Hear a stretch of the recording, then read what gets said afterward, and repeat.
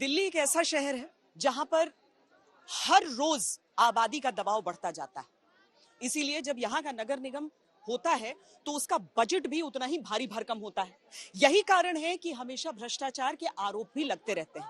लेकिन इस बार अगर आम आदमी पार्टी की तरफ से उंगलियां उठ रही हैं बीजेपी की तरफ, तो बीजेपी की तरफ से भी ये कहा जा रहा है कट्टर ईमानदार नहीं, कट्टर भ्रष्ट।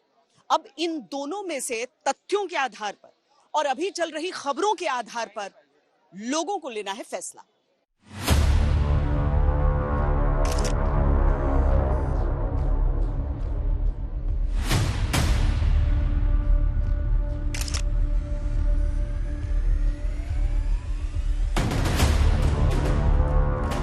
ये पोस्टर फिल्मी नहीं, सियासी है और बीजेपी हर पोस्टर को जीत का औजार मान रही है। कहीं शराब घोटाले का आरोप, कहीं महाठग सुकेश की चिट्ठी,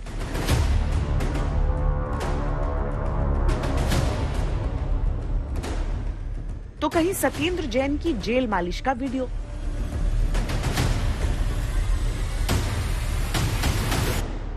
गर्व के साथ पूरे देश के सामने कह सकते हैं केजरीवाल कट्टर ईमानदार है, हमारी पार्टी कट्टर ईमानदार है।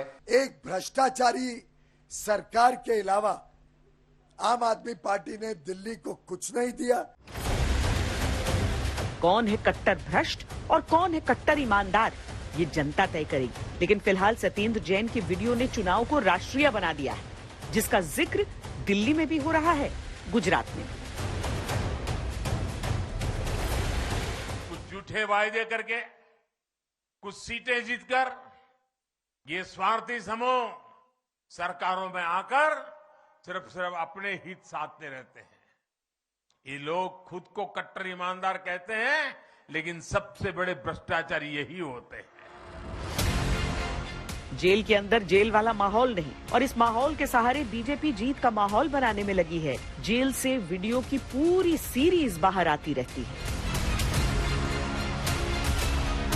ये कितना चिंताजनक है हमारे लोकतंत्र के लिए। क्यों ये खतरा है?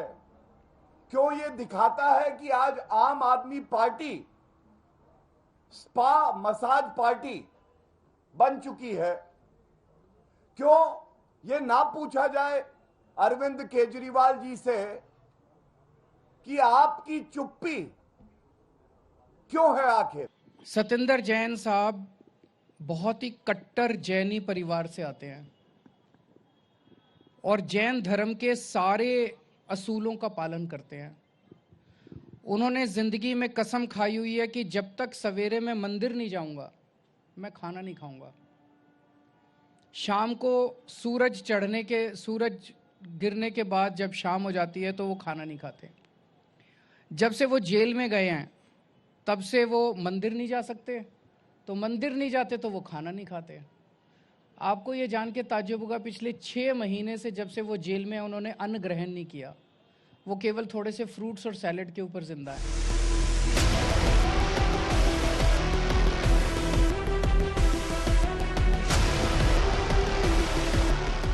दरअसल एमसीडी चुनाव में हर बार भ्रष्टाचार का मुद्दा उठता है, पर अब तक वो करप्शन एमसीडी कर्मियों को लेकर होता था। इस बार तस्वीर उल्टी है, पर निगम भ्रष्टाचार पर भी हमने सवाल पूछे।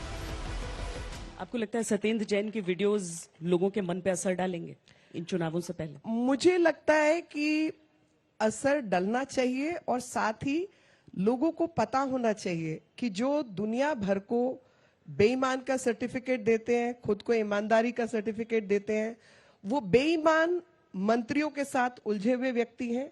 बेईमान होने के नाते 6 महीने से व्यक्ति जेल में है और 6 बार उसकी जमानत जो है वो रिजेक्ट हो चुकी है कोर्ट में, और उस रिजेक्शन के बावजूद उसको मंत्री पद से इस्तीफा नहीं दिलवाया। किस बात का डर है? और जेल के अंदर उसको सब सुख सुविधा प्रदान की जा रही है। दिल्ली की चढ़ती हुई सर्दी में इन मुद्दों के बीच सियासत का पारा चढ़ता जा रहा है। आपसे अनुरोध करता हूं कि इस बार एमसीडी में केजरीवाल को मौका दें।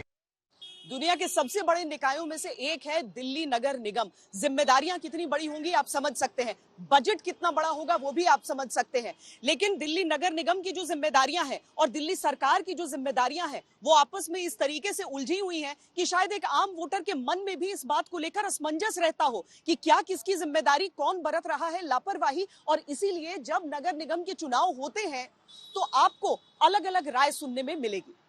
कर्मचारियों को तनख्वाह नहीं मिलती, 6-6 महीने 7-7 महीने तनख्वाह नहीं मिलती। आज जो लोग ये प्रोग्राम देख रहे हैं सबको मैं आश्वासन देना चाहता हूं, गारंटी देता हूं, एमसीडी में हमारी सरकार बनने के बाद हर महीने के पहले हफ्ते में आपके अकाउंट में तनख्वाह आ जाएगी। मैं व्यापारियों को, सबको, दिल्ली के व्यापारियों को कहना चाहता हूं, आपको अब एमसीडी के चक्कर नहीं लगाने पड़ेंगे, सारा काम ऑनलाइन कर देंगे। ये लैंडफिल्स जो दिल्ली के लिए कलंक है ये खत्म होंगे। एमसीडी ने जो प्राइमरी स्कूल्स बनाए हैं, आप आइए मेरी कॉन्स्टिट्यूएंसी में देखिए किस तरीके के प्राइमरी स्कूल्स हैं, स्मार्ट क्लासेस हैं वहां पर। दिल्ली में आजकल वादों की दुकान सजी है। हालांकि उलझी हुई जिम्मेदारियों के बीच ये समझना भी जरूरी है कि किसका अधिकार क्षेत्र क्या है। हम आपको कुछ फर्क बताते हैं। दिल्ली में जो बसें चलती हैं वो दिल्ली सरकार देखती है और जिन सड़कों पर दौड़ती हैं वो भी दिल्ली सरकार के हवाले है। लेकिन अगर 60 मीटर से कम चौड़ी सड़क हो तो एमसीडी की जिम्मेदारी है। दिल्ली में अरुणा आसिफ अली, जीबी पंत अस्पताल केजरीवाल देखते हैं, उसी तरह एमसीडी के पास भी कई अस्पताल हैं। फर्क सिर्फ ये है कि यहाँ बेड 50 से ज्यादा नहीं। दिल्ली जल बोर्ड दिल्ली सरकार के अधीन है, नक्शों को मंजूरी एमसीडी देती है, मकान और दुकान का टैक्स एमसीडी वाले लेते हैं, एनओसी दिल्ली सरकार देती है, ड्राइविंग लाइसेंस दिल्ली सरकार देती है, जबकि birth certificate, death certificate, trade licence ये सारी जिम्मेदारी एमसीडी के हवाले है। यमुना को साफ करने की जिम्मेदारी केजरीवाल के पास है, जबकि कूड़े के पहाड़ को हटाने की जिम्मेदारी एमसीडी के पास। 5 साल पहले पूरे देश ने देखा था कि दिल्ली में एमसीडी के कर्मचारी जब अपनी तनख्वाह को लेकर हड़ताल पर चले गए थे तो पूरी दिल्ली कूड़े के ढेर में बदल गई थी। इसीलिए सीधी सी बात यह है कि दिल्ली को सही ढंग से चलाने के लिए सभी एजेंसियों और सरकारों में समन्वय होना जरूरी है। नहीं, दिल्ली तो ये सोच रही है ना कि अगर फिर दोबारा वैसे ही टकराव होता रहा, क्या आप लोगों ने इसका कोई तरीका निकाला है? जो वापस एकीकरण जो हुआ है, जो एमसीडी का जो ये निर्णय भारतीय जनता पार्टी का रहा है, ये चीजें किस तरीके से दिल्ली को बेहतर बनाएंगी, हमारी जिंदगी को बेहतर बनाएंगी? देखिए, जिस यूनिफिकेशन की आप बात कर रहे हो, इसके अलावा कोई और सोल्यूशन नहीं था हमारे पास। रीजन ये था कि जो 13,000 करोड़ का फंड एमसीडी को आना था, वो जो इक्वली डिस्ट्रीब्यूट होता था वो डिस्ट्रीब्यूट नहीं हुआ। इसलिए मैंने आपको बोला सबसे ज्यादा ईडीएमसी ही भुगती है। 3.5 साल में जितना मेरे को लगता है कि जितना मैंने जब भी ईडीएमसी में बात करी काम कराने की, उनके पास सैलरीज देने के फंड नहीं थे, तो ये बहुत ज्यादा लाजमी था कि ये यूनिफिकेशन होना ही चाहिए था। अगर लोग ये सोचें कि हाँ भाई दिल्ली में सरकार उनकी है, एमसीडी भी उनकी हो जाएगी, तो कम से कम वो हड़ताल नहीं दिखेंगे। देखिए, ये तो दिल्ली की जनता तय करेगी। 13,000 करोड़ रुपए जो उन्होंने रोक के रखे एमसीडी का, और सबसे ज्यादा अगर कोई भुगता है, कोई सांसद भुगता है, तो वो सिर्फ मैं भुगता हूं, क्योंकि ईडीएमसी के पास इतना भी पैसा नहीं था कर्मचारियों को देने के लिए। कर्मचारियों की क्या गलती है?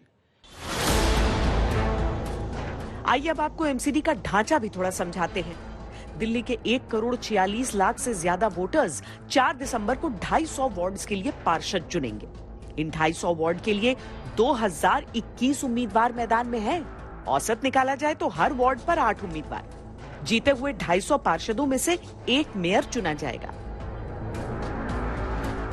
2011 में ताकत की जंग इतनी बढ़ गई थी कि मेयर की ताकत को कम करने के लिए ही शीला दीक्षित ने एमसीडी को 3 भागों में बांट दिया था।